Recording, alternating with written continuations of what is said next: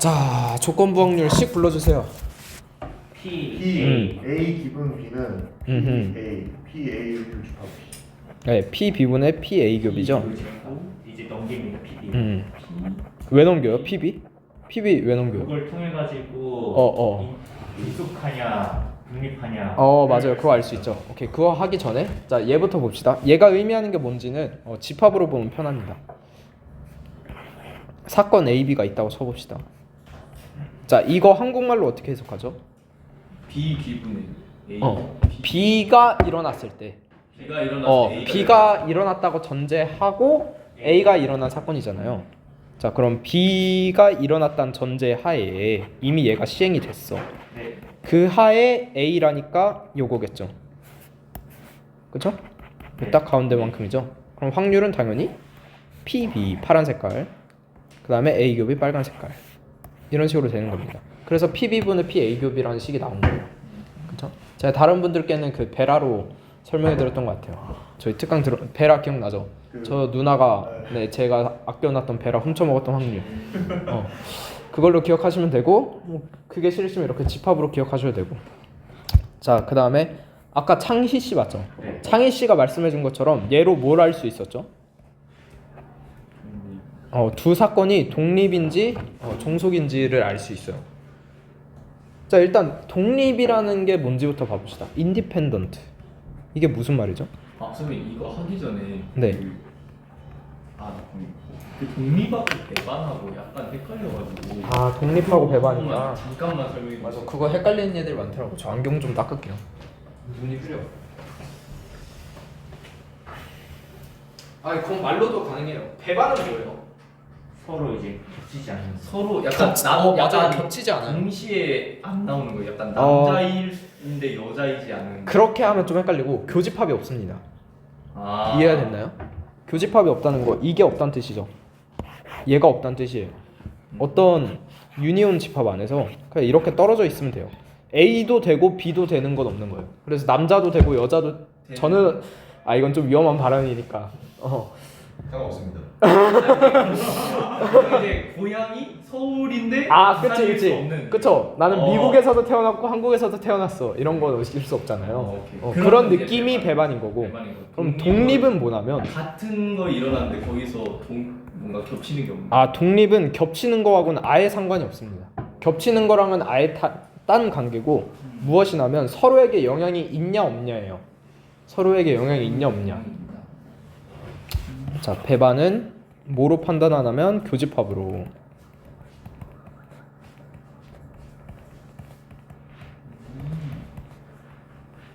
그러면은 인디펜던트는 뭐로 판단하냐? 컨디셔널 프로바빌리티로 판단해야 돼요. 인디펜던트. 이제 배반은 잡혔으니까 바로 인디펜던트로 그럼 가볼게요.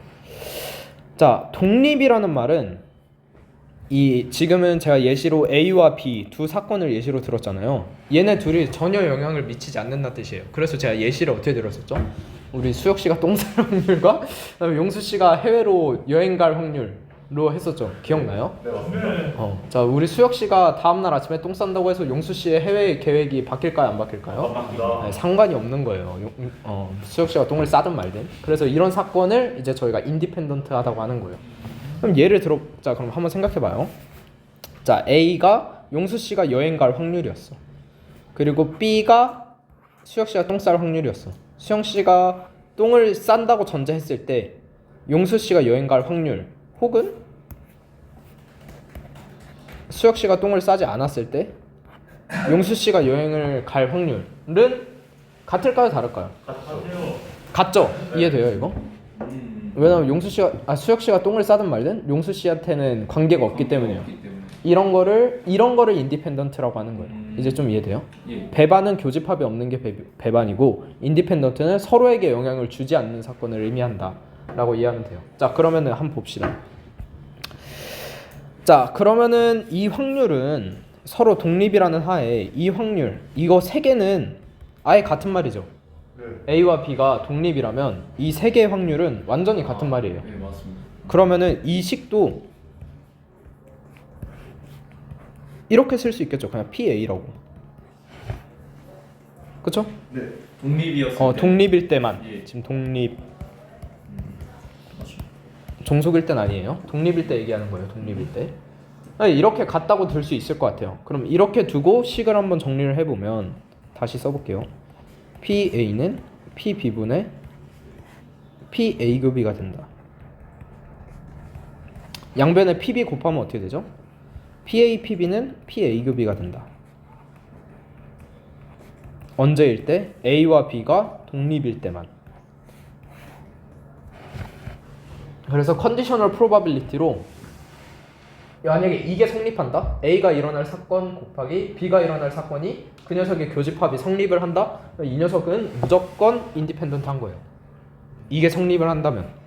왜? 이게 왜 성립을 하냐? 바로 여기서 출발했기 때문이에요. 독립이라면 B가 일어났든 일어나지 않았든 어떤 가정을 하든 A에게 영향을 주지 않으니까. 이건 A라고 볼 수 있으니까. 거기에서 출발해서 이 식을 전개해봤더니 이런 식으로 된다. 가 인디펜던트예요. 그래서 만약에 두 사건이 인디펜던트한지 알아보고 싶다 하면은 A가 일어났을 때의 확률과 B가 일어났을 때의 확률을 곱한 게 A와 B가 동시에 일어날 확률이 되냐를 따져보면은 인디펜던트한지 디펜던트한지 알 수 있게 되는 거예요. 괜찮죠? 룰로 갑니다. 자, 베이시스 룰은 이름이 왜 베이시스냐? 베이시스라는 사람이 만들었대요. 됐죠? 자, 그래서 어디서 출발하냐? 아까 배웠던 컨디셔널 프로바빌리티에서 출발합니다. 한번 돌이켜 봅시다. 자, 이렇게 쓸 수 있다는 건 이게 컨디셔널 프로바빌리티의 식이었고, 그러면은 지금 A 기분 B를 봤으니까 B 기분 A도 쓸 수 있겠죠? 이런 식으로. 괜찮나요? 네. PA 교비가 여기도 있고 PA 교비가 여기도 있어요. 그래서 이 녀석을 보기 위해선 얘를 이쪽으로 하면은 여거 될 테고, 얘를 이쪽으로 하면은 여거 되죠. 괜찮나요? A 교비를 지금 나타낼 수 있는 게 두 개 나왔어요. 그렇게 해서 놓고 봤을 때 이제 요 A 교비를 대체할 수 있다는 거잖아요. 여기에 있는 A 교비를 대체하겠다는 거죠. 뭐로? 여거나 여거로. 근데 여거로 대체하는 건 말이 안 되죠. 지금 얘를 구하려고 하는데 얘가 여기 껴있으면 얘는 안 되니까 얘를 넣을 거예요.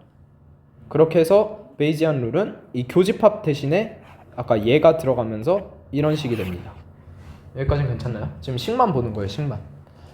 어떻게 만들어졌는지. 컨디셔널 프로바빌리티에서 A 교비 빼고 A 교비만 보려고 양변에다가 PB 혹은 PA를 곱하고 교집합이 있던 자리에다가 넣으면 된다. 이 식 외우는 방법 알려드릴게요. 자, 일단 컨디셔널 프로바빌리티랑 분모는 똑같아요.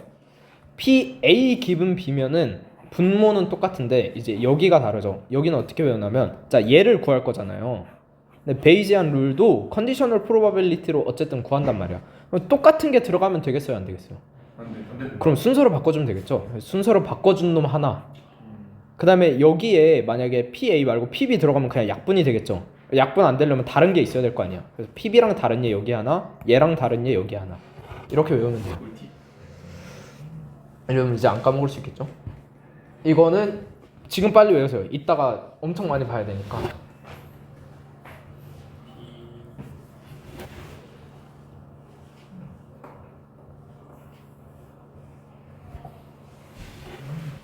그래서 워낙 베이지안 룰은 또 많이 쓰이기 때문에, 베이시스 룰은 또 많이 쓰이기 때문에 이 항목별로 또 이름을 붙여놨어요.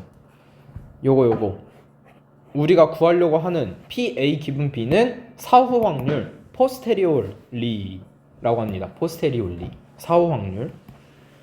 그 다음에 이 PA 기분 B랑 달랐던 PB 기분 A는 likelihood 가능도라고 합니다. 보이나요, 글씨가? 연에서 좀 안 보이는 것 같기도 하고. 그 다음에 PA는 사전 확률 prior. 그 다음에 분모에 있는 PB는 evidence 증거라고 불러요. 왜 그렇게 부르는지는 오늘 배울 겁니다.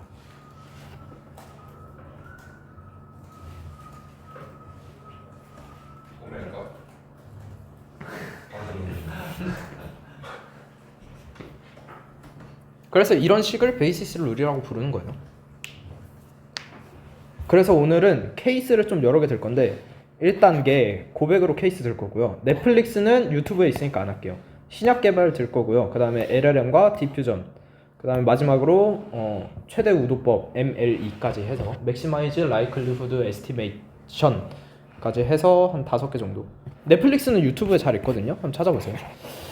이 넷플릭스로 그 베이시스 룰 설명하는 거. 자, 그래서 오늘의 목표, 이 문장을 이해하면 오늘의 목표는 끝입니다. 제가 한번 읽어볼게요. 베이시스 룰이란 기존의 신념을 관측된 증거를 바탕으로 업데이트하여 사후 확률을 구하는 과정. 지금 이게 이해가 된다면 당장 나가셔도 돼요. 분명 그러면 자, 여기 있는 말들은 아까 위에서 봤던 용어들을 그냥 다르게 지칭했을 뿐이에요. 기존의 신념이라 하면은 사전 확률을 의미하는 거고, 관측된 증거라 하면은 PB, 에비던스를 의미하는 거였어요. 사후 확률은 우리가 구하고자 했던 A 기분 B를 의미하는 거고요. 봅시다. 자, 여기 내가 복사해놨구나. 자, 이거랑 잘 비교해서 한번 읽어보시고 이제 말을 좀 풀어볼게요. 그럼 포스테리올리 사후 확률은 뭐냐? 데이터를 본 후에 새로 갖게 된 믿음이에요. 확률이라 해도 되고 우리의 생각, 신념이라고 이해해도 돼요. 그러니까 데이터를 보기 전엔 이렇다라고 생각을 했었는데 데이터를 본 후에 바뀐 거예요.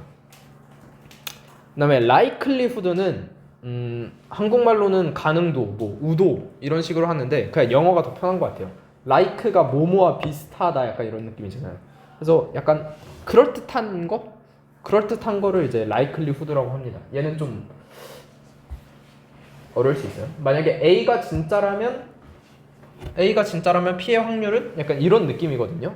지금 이야기는 좀 어려울 것 같고, 자, 사전 확률은 데이터를 보기 전에 갖고 있었던 확률이에요.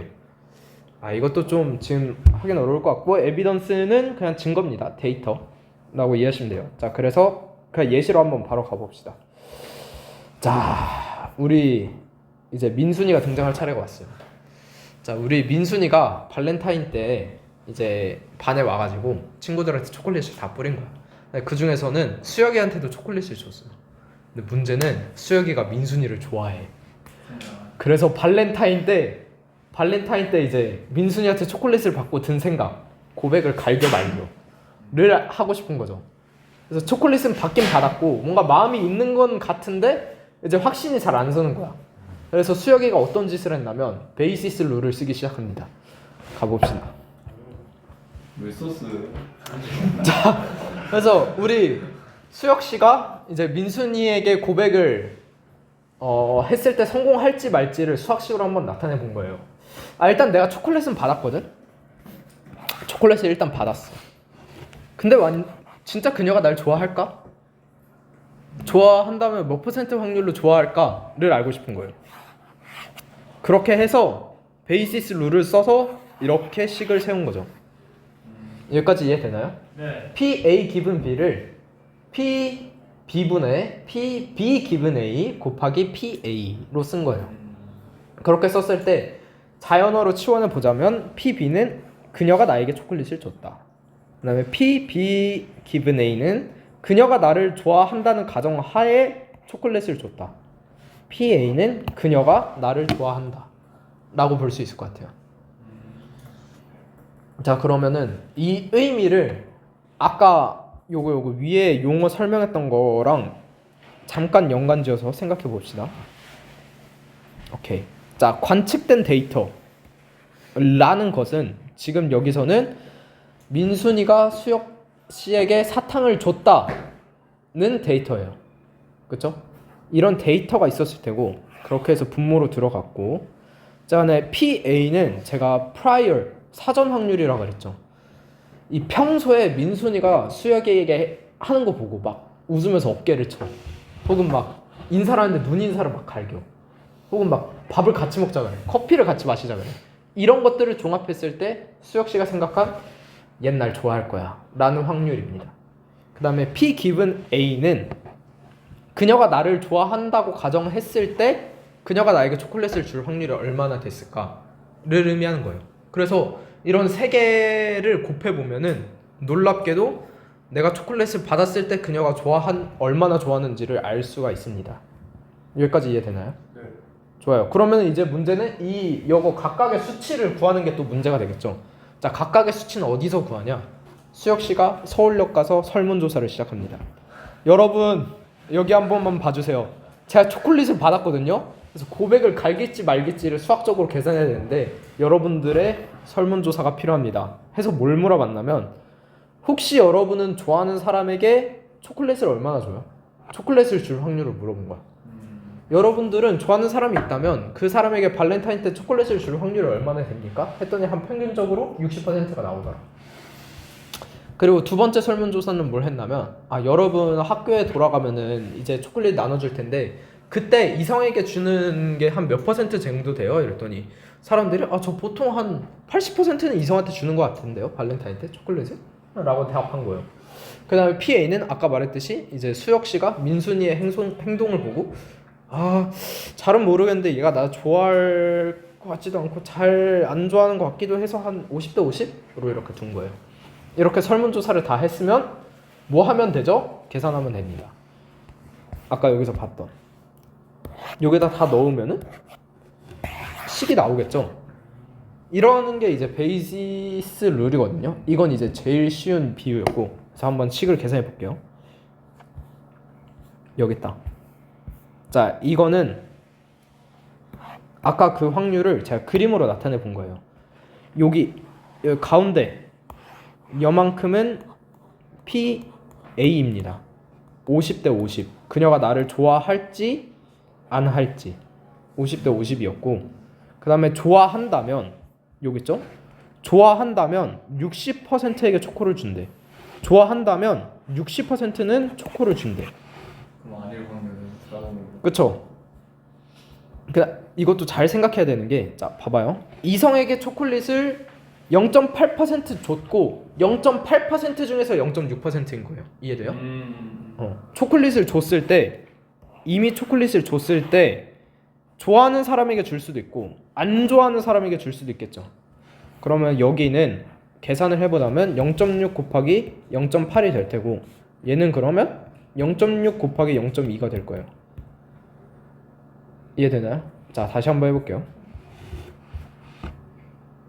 자, 일단은 일단 반으로 가르는 건 이해가 됐죠. 그녀가 나를 좋아할지 안 할지의 확률은 대략 50대 50으로 뒀고, 자, 이제 설문조사 했을 때 값이 어떤 게 있었냐면 이성에게 초콜릿을 얼마나 주나요가 0.8%였던 거예요. 지금 여기 칠한 거는 이성에게 초콜릿을 줬을 때예요. 즉 이거를 다 더하면 0.8이 나오겠죠. 네, 맞습니다. 다시 해볼게요. 자, 이성에게 초콜릿을 줄 거예요. 근데 좋아하는 사람에게 줄 수도 있고 안 좋아하는 사람에게 줄 수도 있죠. 얘는 이성에게 초콜릿을 줄 확률은 좋아해서 줄 수도 있고 안 좋아해서 줄 수도 있고 안 좋아해서 줄 수도 있고, 그게 이거를 식으로 나타내 보면 초콜릿을 줬다는 게 B라고 했을 때 좋아해서 줄 수도 있고 좋아하지 않아서 줄 수도 있죠. 네. 그럼 이 확률이 곧 PB가 되죠. 이해되나요? 이거는 제가 오늘 딱히 준비하지 않았는데 이거는 총사건의 합이라는 총확률의 총확률의 법칙, 맞아. 총확률의 법칙이라고 해요. 그냥 이건 이런 거다. 그러면 PB가 0.8이었으니까 근데 여기서 그냥 0.6이라고 하기엔 0.8 중에서 0.6인 거예요. 줬다는 거에 60%는 좋아하는 사람에게 준 거고, 줬을 때 40%는 그냥 안 좋아하는 사람에게 준 거예요. 그래서 얘의 값이 0.6 곱하기 0.8이 되는 거고, 얘의 값이 0.4 곱하기 0.8이 되는 거예요. 이해되나요? 이해됐습니다. 또 여기서 두 사건은 독립이라서 교집합일 때는 곱하기로 표시된 거예요. 라고 이해해도 되고, 그림으로 이해하려면 이렇게 해도 돼요. 여기까지 괜찮나요? 좋아요. 자, 그럼 이제 한번 식을 계산해 봅시다. 자, 우리가 구하고자 했던 것, 내가 초콜릿을 받았을 때 그녀가 나를 몇 퍼센트로 좋아하는지를 알고 싶었던 거죠. 이걸 알아야지 수혁 씨가 고백을 하든 말든 할 거 아니야. 그렇죠? 이게 만약에 30%가 나왔으면 고백을 안 하겠지. 그렇게 해서 식을 한번 계산을 해보니까 자 여기 각자에 있는 거는 이거는 PB라고 볼 수 있어요. 왜냐하면 지금은 사라졌네. 여거 더하기 여거잖아요.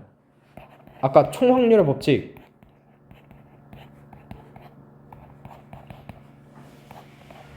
자 요게 B고 A잖아. B고 총확률의 법칙을 그림으로 나타내는 것 뿐이에요. 괜찮나요? 그리고 위에는 뭐였죠? 요거죠. 그녀가 나를 좋아하고 초콜릿을 줬을 확률 곱하기 그녀가 나를 원래 좋아하는 거. 근데 여기 보면 그림이 하나밖에 없잖아요. 그런데 어떻게 이거 두 개를 다 내포하고 있냐? 얘는 여기에서 이미 곱해졌어요. 0.5가. 그쵸? 이미 여기서 0.5가 곱해졌고 그 중에서 그녀가 나를 좋아해서 초콜릿을 줬을 확률 이거 두 개로 곱한 거예요. 0.5 곱하기 그럼 여기서는 0.6이 되겠네요. 괜찮나요? 진짜 괜찮아요? 이거 제일 쉬운 예제예요. 여기서 막히면은 뒤에 거 절대 이해 못 하거든요. 그렇게 해서 계산을 했을 때 75%가 나오더라. 그럼 한번 이 수치를 두고 생각을 해봅시다. 우리 아까 사전 확률 있죠? 사전 확률은 뭐였죠? 수혁 씨가 평소에 민순이가 행동하는 걸 보고 얘가 나를 좋아하겠구나 라고 생각했던 확률. 네 맨 처음에 우리 50%로 가정을 했었잖아요. 근데 초콜릿을 받았다는 데이터를 얻고 계산을 해보니까 무려 75%까지 올라왔습니다. 이런 의미에서 베이시스 룰을 쓰는 거예요. 조금 약간 감이 오죠. 사전 확률을 데이터를 통해서 더 정확한 사후 확률로 바꾼 거예요. 지금 사전 확률은 50대 50 긴가 민가 했었는데 초콜릿을 받았다는 데이터를 통해서 75%까지 정확도로 끌어올린 거죠.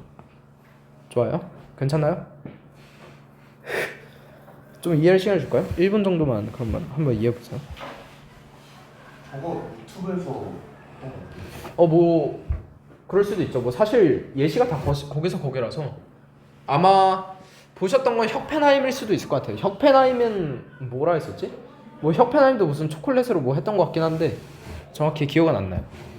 바꿔가지고 뭐 초콜릿으로 뭐 했지? 뭐 어쨌든 그래서 베이시스 룰을 설명하는 건 되게 많아요. 사각형 그려서 이렇게 했던 거. 사실 베이시스와 이 사각형은 떼놓을래야 떼놓을 수가 없는 관계이기도 하고 왜냐면 이 그림 안에 이제 베이시스가 다 들어가 있기 때문에 이렇게 좀 있는 거는 50%에서 75%까지 올라가는데 또 비약이라고 보기에는 초콜릿을 줬다는 그 전제가 있으니까. 그쵸. 좋아요. 자 이제 이 문장이 한 25% 정도 이해됐나요? 여기서는 한 25% 정도만 이해되면 돼요. 이 베이시스 룰이란 기존의 신념을 관측된 증거를 바탕으로 업데이트하여 사후 확률을 구하는 과정이라 했는데 기존의 신념은 뭐였죠? 민순이가 수혁 씨를 얼마나 좋아하느냐였고 관측된 증거는 초콜릿을 받았다였고 그 다음에 사후 확률은 그렇게 받아서 베이시스 룰을 써서 계산을 했을 때 75%까지 올라온 거를 사후 확률이라고 하는 거예요. 좋아요. 여기까지 이 문장이 25% 이해됐다면 다음 케이스로 가봅시다. 자 이번에는 신약 개발로 가볼 거예요. 저희 신약 개발을 할 때 이 신약이 정말 효과가 있는지 없는지를 쓰기 위해서 베이시스 룰을 정말 많이 사용합니다. 그래서 이런 거를 예시로 볼 수 있을 것 같아요. 자, 너가 약을 먹었을 때 이 병이 진짜 나를 증명하고 싶은 거예요. 그랬을 때 이런 식으로 쓸 수 있겠죠? 약을 먹으면 그 병이 얼마만큼의 확률로 낫더라. 이게 높으면 높을수록 그 약의 효과가 입증된다 라고 볼 수 있죠. 그래서 이걸 베이시스 룰로 한번 구해 볼게요. 자 일단은 식을 그대로 전개해요. B, A 기분 B라고 생각하고 P, B분의 P, B 기분 A 곱하기 PA를 그냥 쓴 거예요. 뭐로? 그냥 한국어로 자연어로 그냥 썼을 뿐이에요. 자 이렇게 구했으면 이제 각각에 대한 수치를 구해야 될 거 아니에요. 수치는 어떻게 구한다? 설문조사나 뭐 실험을 통해서 이제 여러분들이 직접 구하게 되는 거예요. 예를 들어서 제가 1000명을 모집해서 500명에게 양을 줬어요. 그러면은 약 먹음 이 PB가 왜 0.4니? 0.5지? 내가 계산을 어떻게 했을까? 계산을 하진 않았네. 뭐 통일해줘요. 0.4든 0.5든 0.4로 해볼까요? 400명 이라고 해봅시다. 1000명을 모집해서 400명에게 약을 줬다면 약을 먹은 확률은 40%가 될 테고 1000명 중에서 또 300명은 병이 나은 거야. 그러면은 병 나음 이 사전 확률은 30%가 되겠죠. 그리고 병이 나았을 때 이 300명 중에서 병이 나은 사람들이 있을 거 아니에요. 그 사람들만 대상으로 조사를 해봤더니 80%는 약을 먹었더라. 그럼 300 곱하기 0.8 하면은 몇이냐? 30 곱하기 8 240명은 약을 먹은 거예요. 약을 먹고 병이 나은 거예요. 이해되나요? 그렇게 해서 실험을 통해서 구해보면 돼요. 자, 근데 여기까지 보고 잘 생각해봐요. 우리가 구하려고 했던 건 뭐였죠? 약을 먹었을 때 병이 나았을 확률이잖아요. 그럼 우리 지금 1000명 중에서 약을 400명에게 줬죠. 이렇게 하지 말고 1000명한테 다 주면 되잖아요. 그냥 약을 1000명한테 다 줘요. 그 중에서 나은 사람만 보면 이거 아니에요? 네. 그쵸? 근데 왜 이렇게 할까요? 안 먹을 수도 있잖아. 야가 아니 어쨌든 우리가 궁금했던 건 이거잖아. 네. 이거 한번 생각해 보세요. 약이 효과가 있는지 없는지 알아야 되니까. 천재예요? 어떻게 알았어요? 이래서 민순이 겁니다. 오, 민순이 대박이다. 이해됐어요? 지금 우리가 약을 1000명에게 다 주면 어떤 일이 발생하냐면 약을 안 먹고도 나을 수도 있잖아. 그냥 원래 튼튼한 사람이었던 거야. 20대 체대 다니는 얘였던 거야. 얘는 약을 안 먹고도 나을 얘였던 거지. 근데 그거를 전혀 고려하지를 하지 않았죠. 그렇기 때문에 베이시스 룰을 쓰는 거예요. 약을 안 먹은 얘들의 데이터도 보기 위해서. 만약에 그냥 이거를 구하기 위해서 모두에게 약을 주게 되면은 약을 안 먹고도 나을 수 있는 얘들을 고려를 전혀 못한다. 그래서 이게 이론과 얘는 약간 이론 중점이고 이제 이론을 실제로 구하는 방법이 베이시스 룰인 거예요. 이론을 최대한 정확하게 구하는 방법, 실험을 통해서. 그게 베이시스 룰이다. 그래서 여기에 이렇게 적어놨습니다. 1000명한테 약을 다 주면 되잖아. 그리고 나은 사람 보면은 그게 P, A 기분 B일 텐데 왜 그렇게 안 했냐? 1000명 중에 600명이 나았다고 치자. 근데 이 600명 중에서는 약 없어도 나을 수 있었던 사람들이 분명 있었다. 그거를 전혀 고려하지 않았다 라는 뜻입니다. 그래서 만약에 이것만 보고 내가 실험을 해봐서 1000명한테 주고 600명이 나왔습니다 해놓고 이제 회사 가가지고 제가 개발한 약의 효과가 60%입니다 라고 말하면은 해고 당하는 거죠. 괜찮나요? 좋아요. 두 번째 예시까지 끝났어요. 생각보다 금방 끝나겠는데? 이런 트랜스포머 잠깐 하고 싶어지고.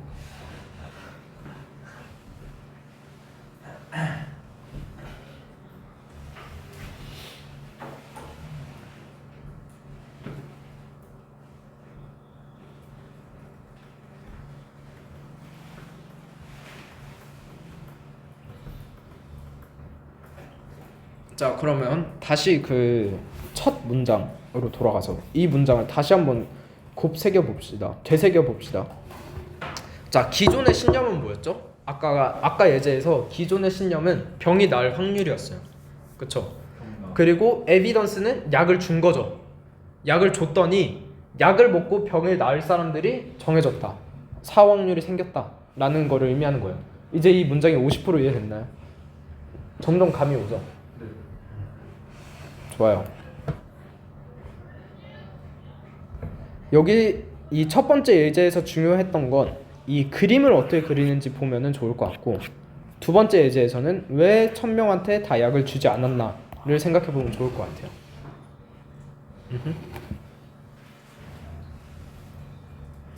이거 어떻게 알았어요? 네? 어떻게 알았어요? 그냥 약간 약을 다 먹이면은 굳이 실험할 이유가 없지 않나 싶어서. 오, 재능이 좀 있는데? 오, 수학적 재능이 좀 있으신 것 같아요. 좀 했으면 좋겠습니다. 손재. 수혁 씨는 뭐 받아드릴게요. 제가. 그래서 만약에 여러분도 이제 여자친구를 사귀고 싶은데 대학원 가서 초콜릿을 받았다? 바로 그냥 운동장 뛰쳐나가서 설문조사부터 시작하는 거예요. 알겠죠? 꼭 쓰세요. 아니 어쨌든 연애는 해야 될 거 아니야. 그래야지 결혼도 하고 그렇게 하지. 25%가 25%가 아닐 수도 있다는 거야. 대신 이 사점 확률을 잘 계산해야겠죠. 사전 확률이 빵일 수도 있어. 그니까 그냥 0.4면 그러니까 내 생각에는 한 0.7일 거라 생각했는데 알고 보니까 0.1일 수도 있는 거다. 사점 확률 잘 계산하시고. 그냥 일을 그럼 그것만 주의하시면 여러분도 고백 성공할 수 있습니다. 일단 나한테 GPT 계산해달라니까. 네, 나한테 와줬으면 그럴 가능성이 있는데 다 같이 줬다? 그럼 일이지. 자 이제 우리 그래도 AI 공부하는 사람이니까 그래서 어디다 쓴? 그래서 베이시스 룰 어디다가 AI에서 어디다가 쓰냐라고 했을 때 아까 두 개 예시를 잠깐 한번 봐봐요. LLM하고 맞아요. 자 일단은 앞선 두 예제를 잘 보면은 초콜릿을 받아서 그녀가 날 좋아할 확률을 구했고 약을 먹었을 때 병이 나을 확률을 구했단 말이에요. 이거를 잘 보면 이 초콜릿을 받았다는 건 이미 실험으로서 관측이 됐죠. 근데 그녀가 날 좋아하는지 아는지는 모르고 또 약을 먹고 병이 낫는지 아는지는 몰라. 그러니까 관측된 걸 통해서 관측되지 않은 거를 예측하는 거예요. 이해되나요? 그래서 제가 여기에다 뭘 썼냐면 관측된 것으로 보이지 않는 것을 추론하는 거예요. 사실 이러면은 이렇게 말을 해버리면 쓸 데가 너무 많죠. 분류 AI 데이터 그냥 막 넣어놓고 고양이인지 호랑이인지 강아지인지 뭔지 병아리인지 티라노사우루스인지 구분하라든지 이런 거에도 쓸 수 있는 거고 노이즈로 예시를 치면 전 노이즈 단계 보고 현재 노이즈가 걷어진 모습은 어떨까? 이런 것도 다 베이시스 룰을 통해서 구할 수 있다는 뜻이 되는 거예요. 봅시다. 그래서 분류 AI를 먼저 적어볼게요. 자, B는 데이터라 그랬죠? 우리 AI에서 데이터는 뭐죠? 뭐 분류라고 하면은 이미지 혹은 뭐 픽셀 이런 것들이 데이터가 될 수 있을 것 같아요. 그리고 이런 픽셀, 즉 이 이미지를 봤을 때 고양이일 확률을 구하는 게 베이시스 룰이죠. 그게 AI가 하는 거고. 그래서 사실상 똑같은 거예요. 그래서 베이시스 룰로 풀어서 해보면은 P비분의 P비분의 되죠. 그거를 식으로 이제 의미를 하나씩 파악해 보자고요. 자, 에비던스는 아까 이미지의 픽셀이었죠. 이 녀석을 많이 넣으면 넣을수록 당연히 정확도도 올라가겠죠. 그 다음에 이 PA는 그럼 뭐냐면 여러분들 데이터셋에 강아지 혹은 강아지 혹은 고양이의 사진의 비율이 몇 퍼센트 되냐는 걸 의미하는 거예요. 이 PA는. 이해되나요? 그래서 예를 들어 데이터셋 안에 60%는 고양이, 40%는 강아지. 이렇게 되면은 뭐 PA는 60이 되는 거겠죠. 그다음에 B given A도 잘 생각해 보자고요. A일 때 B일 확률이잖아요. 자, A는 그럼 이 예시에서 뭐죠? 강아지나 고양이. 지금은 고양이. 왜냐면 고양이가 아니라는 건 강아지라는 거니까. 자, 고양이일 사건이 A죠. 네. 그러니까 고양이인 거야. 이 이미지는 고양이였을 때 이미지의 픽셀들이 어떻게 나타나느냐를 보는 게 B given A인 거예요. 이거랑 잘 그 차이점을 잘 생각해 봐요. 얘는 픽셀을 주고서 고양이인지 강아지인지, 이 녀석은 고양이이었을 때 픽셀들은 어떻게 이루어져 있을까를 보는 거예요. 이해되나요? 네.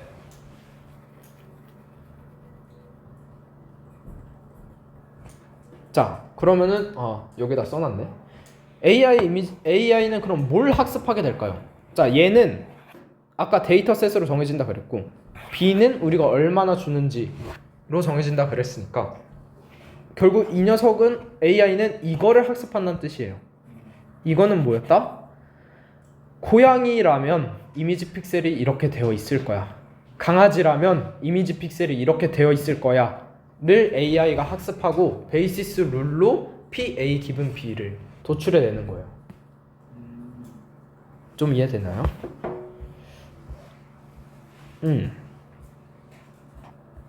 그래서 이게 이제 분류 AI로 봤던 베이시스 룰이고요. 그러면은 생성형 AI로 한번 가볼까요? 아 이것도 한 30초만 기다렸다 가볼게요.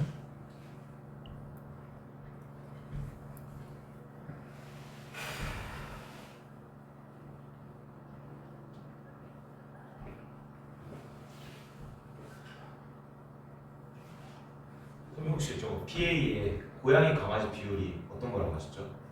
아 PA요? 들어간 그 이미지 예를 들어서 1000개를 넣었는데 600개가 고양이 사진이라면 PA는 0.6이 되겠죠? 학습 데이터인 거죠. 그렇죠. 학습 데이터에 고양이랑 강아지 사진이 얼마나 섞여 있는.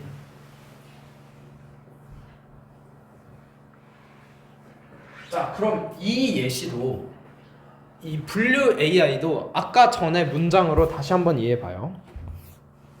자, 기존의 신념 뭐였죠? 데이터가 이제 1000장 이미지 중에서 600장이 고양이였다 라고 하면은 그냥 우리는 사진을 보지 않고 어떤 그냥 동그란 것만 보고 한 60%의 확률로 고양이겠지 라고 생각할 수 있는 거죠. 이게 기존의 신념인 거죠. 그리고 관측된 에비던스는 뭐였죠? PB를 막 주는 거야. 데이터를 계속 줘서 AI가 뭘 학습했냐면 고양이라면 이러한 픽셀을 가질 거야, 강아지라면 이러한 픽셀을 가질 거야 를 학습해 놓고 그럼 이 데이터가 들어왔을 때 고양이의 확률은 얼마나 되니? 를 구하는 게 베이시스 룰이다. 이 문장으로 이해하면, 이 문장이 완벽하게 이해되면 오늘 끝나는 거예요. 이 문장을 아까 처음 고백했던 예시에도 더하고 신약으로 했던 예시에도 적용할 수 있고 분류 AI랑 생성형 AI에도 적용시킬 수 있다면 베이시스 룰은 다 이해했다고 봐도 무방합니다.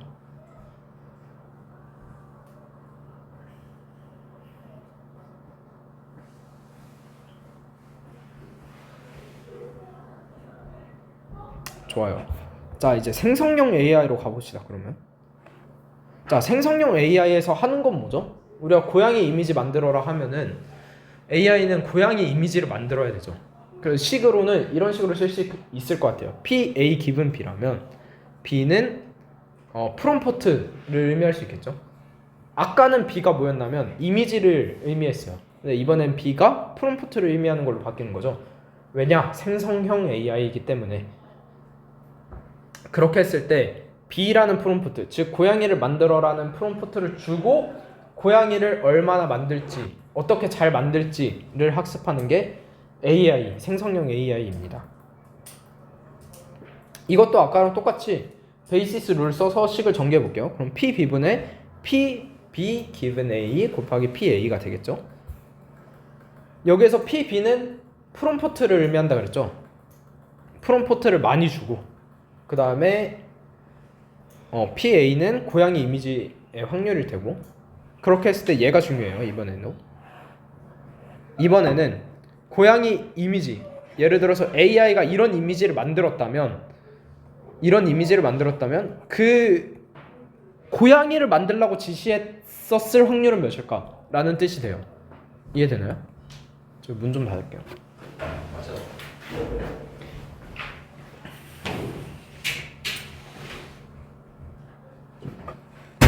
여기에서 이 확률이 의미하는 건 뭐였다? AI가 어떤 이미지를 만들었는데 이 이미지가 고양이를 만들라고 지시했던 이미지의 확률인 거예요. 괜찮아요? 그렇게 해서 이거를 잘 학습해서 베이시스 룰을 하면은 얘가 되는 거고, 하나 더 디퓨전으로도 설명할 수 있거든요. 그래서 이 말로는 이제 고양이다운 이미지를 생성이 가능하다라는 말이 돼요. 왜냐면은 이 말 자체가 고양이로서 자연스러운을 의미하기 때문에 뭐 이렇게 된답니다. 얘는 패스해도 될 것 같아요. 좋아요. 자, 디퓨전으로 한번 가봅시다. 자, 우리 디퓨전 어떻게 이미지 만들죠? 여러분들이 알고 있는 건 뭐예요? 디퓨전 어떻게 이미지 만들어요? 노이즈 확산시켜가지고 줄이면서 따다다다. 너무 결론만 말했고 처음부터 랜덤한 노이즈를 통해가지고 중위 분포를 통해서 지금은 추론하는 과정이잖아요. 네. 학습은 어떻게 진행돼요? 다시 그 노이즈를 걷어내는 그 노이즈 했을 때 이제 다시 백프로바게이션. 그쵸. 이거 걷어내면서 그거를 학습하는 거. 학습해서 그렇게 추론하고. 그럼 데이터는 어떻게 만들죠? 데이터는 디퓨저는 쉽게 생각하면 forward 프로세스랑 그다음에 리버스 프로세스로 볼 수 있어요. 여러분들이 아까 말한 건 리버스 프로세스. 사실 리버스 프로세스가 더 중요하긴 하죠. forward 프로세스는 말 그대로 이제 노이즈를 더하는 과정이에요. 노이즈를 어떤 걸 더해서 노이즈만 가득 낀 이미지를 만들어야지 그걸 노이즈를 걷어내서 뭘 하든 말든 할 거 아니에요. 그래서 학습시킬 때는 이 녀석을 사용하게 됩니다. 어떤 이미지로 이 x0라는 원본 이미지에다가 노이즈를 한 단계씩 더해요. 그렇게 해서 t를 만들고 이 t에다가 노이즈를 한 단계씩 걷어내서 이 녀석과 이 녀석이 같도록 만드는 게 학습법이죠. 그쵸? 인정? 그래서 항상 forward로 그 다음에 reverse로 이렇게 두 개를 비교해서 학습을 한다. 디퓨저는. 그러면 잘 봐봅시다. forward 프로세스는 원본 이미지를 노이즈로 만드는 과정, 리버스는 노이즈를 이미지로 만드는 과정. 근데 여기에서 아무래도 확률이 있으니까 다른 이미지가 나오겠지 라는 게 디퓨전의 아이디어였어요. 좋아요. 그럼 여기서는 베이시스 룰이 언제 쓰이냐? 이 리버스 프로세스에서 베이시스 룰이 쓰입니다. 그 다음에 우리 마르코프 체인이 있죠. 마르코프 체인은 뭐 수업 시간에도 들었겠지만 전 상황에만 영향을 받겠다. 왜? 전 상황이 지금까지의 모든 상황에 대한 정보를 압축하고 있기 때문에 전 상황만 봐도 그 전에 뭘 했는지들이 유추가 가능하다라고 가정하는 게 마르코프 체인이었고, 그렇게 해서 이런 식이 탄생할 수 있었던 거예요. 이 말은 뭐죠? 여기서 보면 현재 노이즈가 껴져 있을 때 다음 노이즈는 어떻게 될까? 라는 확률이죠. 이해돼요? 이것도 사실 베이시스 룰로 볼 수 있어요. 노이즈가 섞여 관측된 상태로부터 그 뒤에 깨끗한 상태를 역으로 추론하는 과정. 아까 예시로 보면 관측된 것으로 보이지 않는 것을 추론하는 과정. 같은 말이에요. 그래서 디퓨전에는 이런 식으로 쓰인다. 괜찮아요? 예. 아마 여기까지 들었으면 베이시스 룰의 80% 정도 이해됐을 것 같고 20%는 여러분이 복습하면서 채워보세요. 그래서 면접 나오면 뭐라 답할 거예요. 결국 이게 중요하죠. 그래서 우리가 배운 베이시스 룰 어떻게 답할 거냐? 저는 그냥 이 문장 외워서 그대로 갈 것 같아요. 저는 그냥 이 문장 그대로 말하고 문제는 이 문장을 설명할 수 있냐 없냐가 이제 거기서 뽀록이 나겠죠. 알고 씨부리는 건지 외워서 씨부리는 건지. 그렇죠? 답은 이렇게 하면 되고, 그냥 기존의 신념을 관측해서 증거를 바탕으로 사확률을 구하는 것입니다. 뭐 기존의 신념이란 PB, evidence를 의미하고요. 뭐 사전 확률은 prior, PA를 의미하고요. 그다음에 뭐 AI는 이 과정에서 PB given A를 배우고요. 그래서 베이시스를 하면은 사후 확률 posteriorly인 PA given B를 구할 수 있습니다. 데이터가 많으면 많을수록 더 정확해지고요. 왜냐? 사후 확률이 업데이트 되기 때문에. 사전 확률이 업데이트 되기 때문에.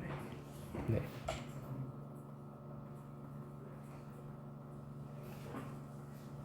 이 문장을 이해하는 게 중요할 것 같아요. 그래서 아시겠죠? 야. 자. 그리고 여기서 약간 좀 파생되는 게 아까 말한 MLE, Maximize Likelihood Estimation 이란 게 있어요. 최대 우도법. 뭐 한 번쯤 들어보셨죠? 최대 우도법은 식으로 보면 어려운데 의미는 어렵지 않아요. 식으로는 여러분 제가 이거 이따가 오케이. 자, Maximize Likelihood Estimation은 뭘 하는 거냐면 어떤 실험을 진행했어요. 그리고 데이터가 자자자자 나왔을 거 아니에요. 그때 이 데이터가 어디서 나왔을지를 알고 싶은 거를 이제 찾기 위해서 Maximize Likelihood Estimation, 줄여서 ML이라고도 합니다. 이걸 쓰는 거거든요. 최대 우도법.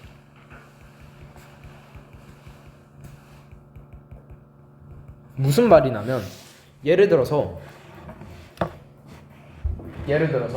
여기 대부분 A반이죠. A반의 평균 외모, B반의 평균 외모라 했을 때 잘생긴 얘들이 뽑혔어. 그럼 그 녀석들은 어디서 왔을까? A반에서 왔을까요? B반에서 나왔을까요? A반에서 왔을 확률이 크겠죠. 를 수학적으로 계산하는 게 maximize likelihood estimation이에요. 이해되나요? 예를 들어서 여기에서 보면은 랜덤으로 5명을 뽑아봤더니 외모 수치가 여기 이렇게 되어 있더라. 그럼 이 녀석들이 A반에서 왔을까요? B반에서 왔을까요? 를 구하는 거예요. 자, 여기에는 이렇게 적었네요. 이 데이터들은 어디서 왔다고 보는 게 합당한가? 자, 그러면 식으로 한번 잘 나타내 보면 이 xk는 요거를 의미해요. 요거. 그 다음에 이 파라미터는 이제 우리가 찾아야 되는 거고, 통계학에서 이 파라미터를 세타라고 쓰거든요. 이 파라미터는 무엇을 의미하냐면 중요한 값을 의미해요. 통계에서 제일 중요한 값, 평균, 분산, 뭐 표준 편차, 이런 것들을 보통 파라미터를 둬요. 그래서 파라미터는 사실 정해진 건 없지만 뭐 그냥 이 정도로 이해해도 괜찮다. 이게 제일 중요하니까. 그래서 어떤 집단의 파라미터였길래 얘네들이 뽑혔을까? 그리고 이 확률이 제일 높으려면 이거 뭔지 알아요? 네, 맞아요. 우리 시그마는 곱하기의 나열이잖아요. 얘는 더하기의 나열이었고 얘는 곱하기의 나열이에요. 이렇게 보면 돼요. 괜찮죠? 이 식을 풀어서 쓰면은 지금 요거 5개니까 px1 세타 곱하기 px2 세타 이런 식으로 가는 거예요. 그렇게 했을 때 이 값이 그럼 커야 될까요? 작아야 될까요? 이 합당하다고 보는 게 나오려면 커야죠. 왜죠? 생각해 봅시다. 확률이 우리가 지금 구하고자 했던 건 이 데이터들이 어디서 왔냐고 보는 게 합당한 거죠. 예를 들어서 여기에서 이 데이터가 나왔을 확률은 0.3이라고 쳐봅시다. 여기서 나왔을 확률은 한 0.05 될 것 같아요. 그렇게 봤을 때 그러면은 이 데이터는 여기에서 왔다고 보는 게 합당하죠. 왜? 여기에서 뽑혔을 확률이 더 크니까. 그럼 뽑혔을 확률을 다 곱해서 최대한 크게 만들면 그 집단에서 나왔다고 생각하는 게 제일 합리적일 거예요. 그쵸? 예를 들어서 우리 PDF에서 확률은 어떻게 구하죠? PDF에서 확률 구간으로 적분으로 구하죠. 적분. 그래서 여기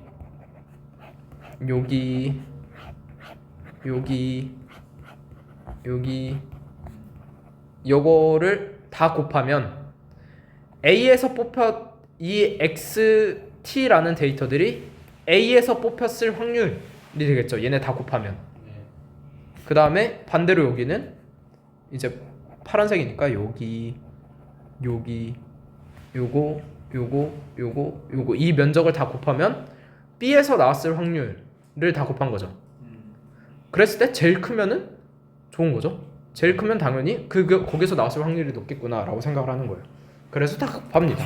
그래서 이 녀석을 최대화해서 맥시마이즈라고 부르는 거예요. 라이클리후드는 여기서 나온 거. 아까 우리 라이클리후드 뭐였죠? 요게 라이클리후드였죠.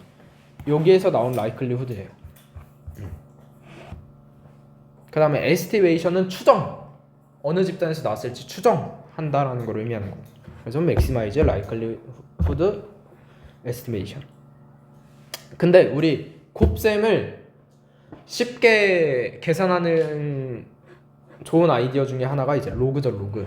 왜? 로그를 취하게 되면 곱셈이 다 플러스가 되잖아요. 왜 그런지 모르시는 분들은 인터넷에 찾아보세요.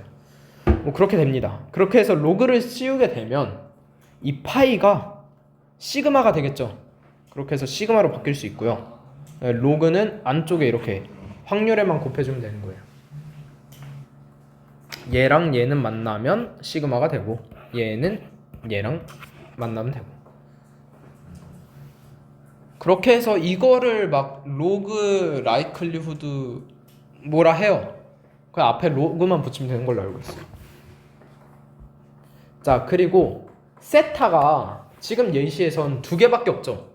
A의 평균이거나 B의 평균이거나. 네. 근데 현실에선 세타가 엄청 많겠죠. 네네. 그랬을 때 우리 최대값, 최소값 구하는 방법 뭐죠? 맞아요, 미분. 세타로 편미분하면은 그 기울기의 값이 0이 되는 지점이 최대, 최소 지점일 거예요. 그렇게 해서 세타를 찾으면 됩니다. 미분은 하진 않을게요. 편미분은 뭐냐면, 편미분 들어본 사람? 우리가 고등학교 때 했던 건 편미분이 아니라 무슨 완전 미분이라 하나? 기억이 안 나네요. 뭐 어쨌든 편미분은 우리가 고등학생 때 배우지 않았고, 근데 어렵진 않아요. 편미분은 뭐냐면 예를 들어서 어떤 식이 x랑 y로 이루어져 있어요. 그럼 적읍시다. 이런 식이 있다고 했을 때 편미분이라 하는 건 얘만 가지고 미분하겠다는 거예요. 별로 어렵지 않죠? 그래서 보통 기호로 이렇게 쓰거든요. S 기점 보는 거랑 Y 기점. 그럼 y는 어떻게 줄 거냐? 그냥 상수로 둬요. 그래서 뒤에는 상수로 두고 얘만 가지고 미분하면 되는 거예요. 이게 편미분이에요. 하나의 확률 변수만 보고 하겠다. 지금은 xk라는 변수도 있고 세타라는 변수도 있는데 그냥 세타만 보고 미분하겠다. 그게 편미분이에요. 생각보다 어렵지 않죠?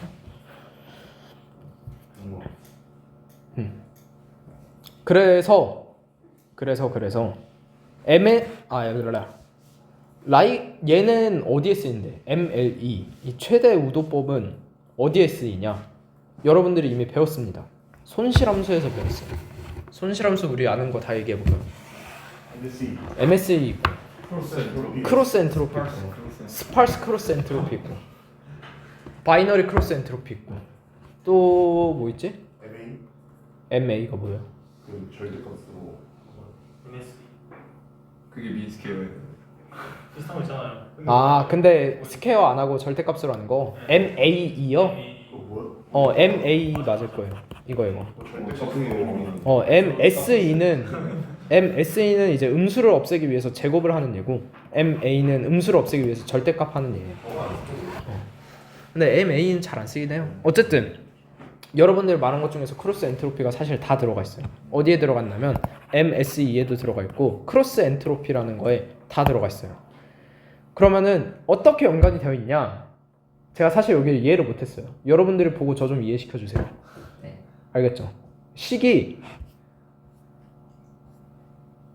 제가 어제 GPT와 싸운 흔적이 있을 텐데 보고 도저히 이해가 안 되더라고요.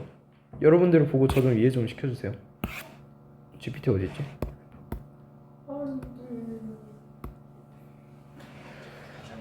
그래서 그냥 그 확률 분포를 넣고 예를 들어서 우리 나중에 예를 들어 우리 크로스 엔트로피라 하면은 이항 분류해서 크로스 엔트로피 쓰겠죠. 애초에 크로스 엔트로피 왜 써요? 크로스 엔트로피 쓰는 경우가 뭐죠? 뭐더라? 분포 차이 구하려고. 그 데이터가 이산일세예요? 아니면은